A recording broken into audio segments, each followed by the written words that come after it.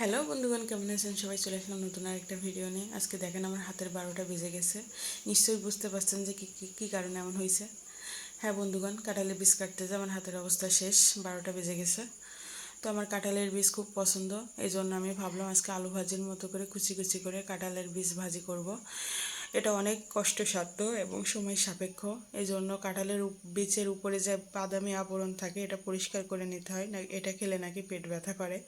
তো আমি সেই জন্য ঘষে ঘষে এগুলাকে পরিষ্কার করে নিয়েছি, যেটা অনেক সময় সাপেক্ষ। বা এর পরবর্তীতে আমি বীজগুলাকে কুচি কুচি করে কেটে নিয়েছি, নেওয়ার কারণে আমার হাতটা অনেকটাই কেটে গেছে।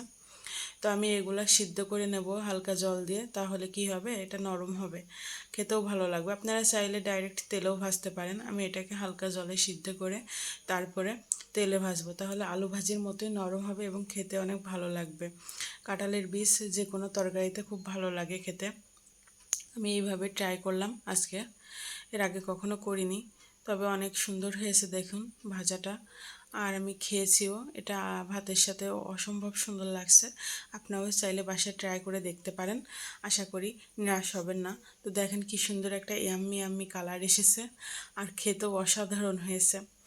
কাঁঠালের বীজ এইভাবে ভাজি করে খেতে খুব ভালো লাগে। তো বন্ধুগণ, ভালো থাকেন। আজকের ভিডিও এই পর্যন্তই, টাটা।